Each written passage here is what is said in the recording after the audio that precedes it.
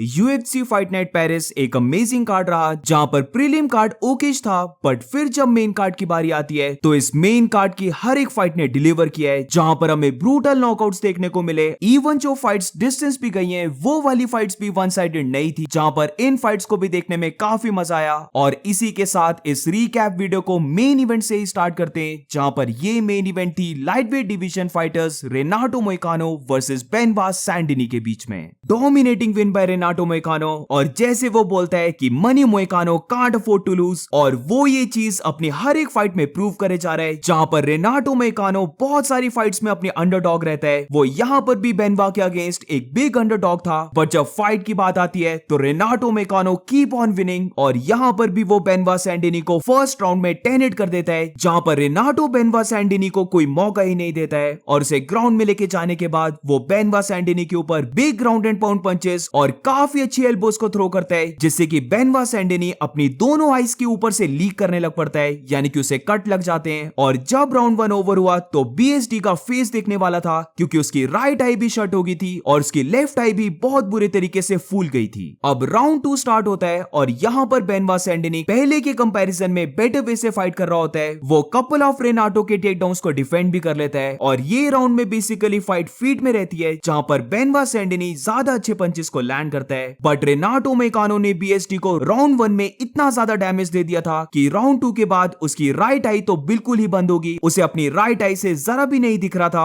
और इसीलिए round 2 over होने के बाद डॉक्टर को बुलाया जाता है, जहां पर वो आई का एग्जामिन करता है, और क्योंकि बीएसडी अपनी राइट आई से जरा भी नहीं देख पा रहा था तो इसीलिए इस फाइट को स्टॉप कर दिया। तो रेनाटो मोइकानो की विन एक अमेजिंग विन थी, बट ये विन और भी बड़ी बन जाती है जब हमें ये पता चलता है कि रेनाटो मोइकानो ने अपने शोल्डर को इंजर्ड कर लिया था। बेसिकली मोइकानो ने इंजर्ड शोल्डर के साथ भी फाइट की है, और तब भी वो फाइट में इतनी बेटर परफॉर्मेंस देता है। और फिर उसके बाद जो पोस्ट फाइट इंटरव्यू था उसे कौन ही भूल सकता है, जहां पर एक बार फिर से रेनाटो मोइकानो ने अपनी स्पीच से सबको अपना फैन बना लिया है। और अब जो उसकी नेक्स्ट फाइट पैडी पिमलेट के साथ होने वाली है उसे देखने में तो और भी मजा आएगा। रेनाटो मोइकानो एक ऐसा फाइटर है जिसकी कपल ऑफ ईयर्स पहले कोई भी ज्यादा केयर नहीं करता था, बट फिर जो रेनाटो ने अपना कैरेक्टर डेवलप किया है और वो जिस वे से अपनी फाइट्स को विन कर रहा है, जहां पर आई थिंक सो रेनाटो मोइकानो अब 5 फाइट या फिर 6 फाइट की विनिंग स्ट्रीक पर आ चुका है, और उनमें से भी उसकी मैक्सिमम फाइट्स में फिनिश आए हैं। तो बहुत ही जल्दी रेनाटो मोइकानो भी एक काफी अच्छा फैन फेवरेट बन रहा है, और वैसे भी कौन नहीं लव करेगा रेनाटो मोइकानो को। वो अंडरडॉग रहकर विन कर रहा है, और जिस वे से वो टॉक करता है वो सुनना भी काफी अच्छा लगता है। और अब मूविंग ऑन टू द को मेन इवेंट, तो ये फाइट थी मिडिलवेट डिवीजन की, जहां पर नसरुद्दीन इमामोव ब्रेंडन लेलन को बीट कर देता है बाय यूनानिमस डिसीजन। अब ये फाइट पहले 2 राउंड्स तक दोनों फाइटर्स के लिए 1-1 थी,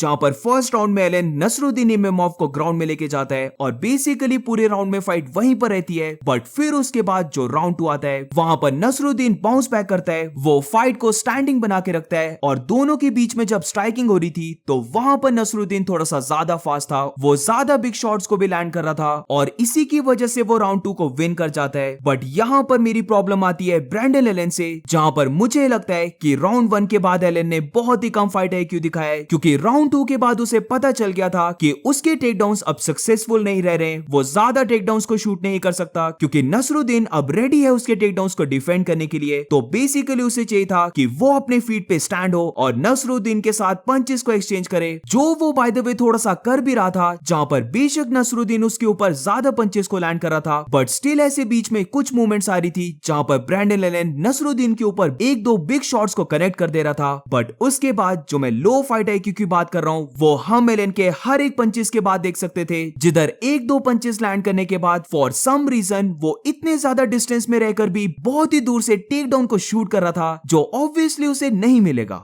नसरुद्दीन इमामोव को खुद भी आती है ग्राउंड गेम, बट राउंड 1 के बाद एक गुड फाइट IQ दिखाते हुए वो डिसाइड करता है कि वो फाइट को स्टैंडिंग बनाए, तो उसके ज्यादा चांसेस हैं एलन को बीट करने के। बट दूसरी तरफ ब्रेंडन लेलन सिर्फ एक ही गेम प्लान पे स्टिक किया, और ये पता होने के बाद भी कि उसे टेक डाउन नहीं मिलने वाला है, वो स्टिल राउंड 3 में बहुत ज्यादा टेक डाउन्स को शूट कर रहा था, इसीलिए वो राउंड 3 को विन नहीं कर पाया। एंड ओवरऑल नसरुद्दीन फाइट में सेकंड और थर्ड राउंड को विन करके इस फाइट को विन कर जाता है बाय यूनानिमस डिसीजन। अब विन लेने के बाद नसरुद्दीन चैंपियनशिप बेल्ट के लिए फाइट को कॉल आउट करता है, बट इसके साथ वो ये भी कहता है कि अगर उसे शॉन स्ट्रिकलैंड का रीमैच मिलता है तो वो बेल्ट के लिए फाइट नहीं करेगा, बल्कि सबसे पहले वो फाइट करना चाहेगा शॉन स्ट्रिकलैंड के साथ। अब वैसे वैसे भी देखा जाए तो मिडिल वेट बेल्ट के लिए अभी काफी फाइटर्स लाइन पे लगे हैं, तो इसीलिए मुझे लगता है कि नसरुद्दीन इमामोव को अभी एक और फाइट करनी होगी और उसी के बाद उसे टाइटल शॉट मिल सकता है। और अब इसके बाद जहां पर फरेजियम ने जो मैट फ्रोवोला को नॉकआउट किया है, वो नॉकआउट इस पूरे कार्ड का सबसे ब्रूटल था। पूरी फाइट में जियम का अपर हैंड था, जहां पर वो मैट फ्रोवोला को बहुत बार हर्ट करता है और स्टार्टिंग से ही ऐसा लग रहा था कि कभी भी नॉकआउट आ सकता है। जहां पर फरेजियम ने अपनी रीच की काफी अच्छी एडवांटेज ली, वो मैट फ्रोवोला को बहुत कम डिस्टेंस को क्लोज करने दे रहा था, जिसकी वजह से अगर हम नोटिस करें तो मैट फ्रोवोला दूर से ही पंचेस को स्विंग कर रहा था। और फिर राउंड 3 में केज के साइड एक ऐसी पोजीशन आती है जहां पर फरेज ने बैक टेक लिया होता है, और वो क्योंकि इस डिवीजन के लिए एक काफी लंबा फाइटर है, तो वो वहीं से अपनी नी को थ्रो करता है, जो मैट फ्रोवोला के पूरी चिन पे लैंड हुई, और इस स्ट्राइक से मैट फ्रोवोला कंप्लीट नॉकआउट हो जाता है।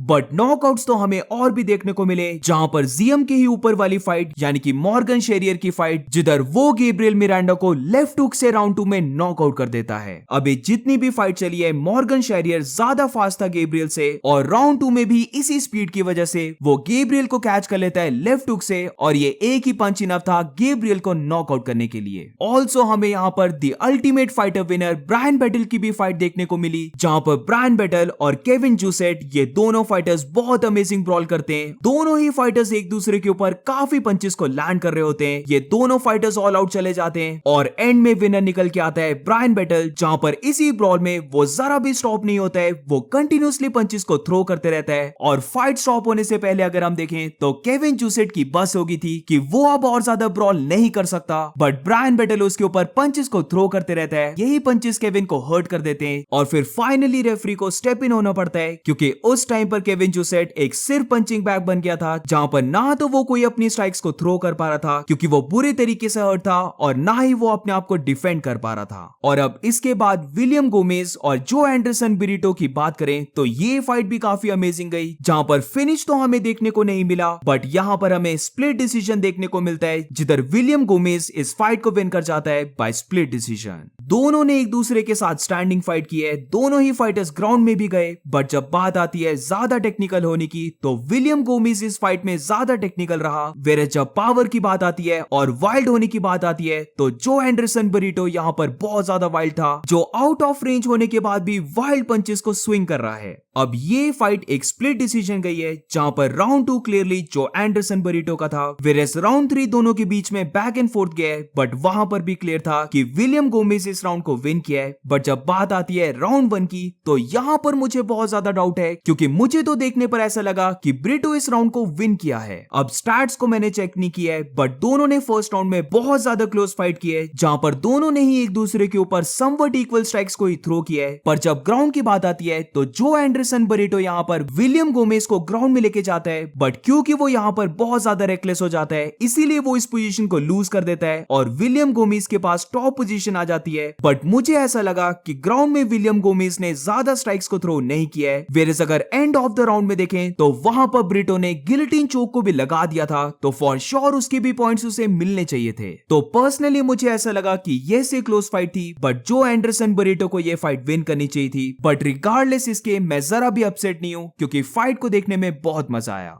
तो ओवरऑल एक ग्रेट कार्ड, और आजकल हमें फाइट नाइट कार्ड्स इतने अमेजिंग देखने को नहीं मिलते हैं, तो ये बहुत अच्छा लगा कि हमें ऐसा कार्ड देखने को मिला जो एक तो यूएफसी एपेक्स में नहीं हो रहा है बिना किसी क्राउड के, बल्कि ये पूरी फाइट नाइट फ्रांस में हुई, जहां पर ऑडियंस के सामने ये इवेंट हुआ, तो पूरी एनर्जी बहुत अलग थी, फाइट्स ने डिलीवर किया, और इसीलिए ये कार्ड एक अमेजिंग कार्ड रहा। सो दैट्स इट गाइस, तुम्हें ये कार्ड कैसा लगा? Do let me know in the comments, और मिलते हैं नेक्स्ट वीडियो में।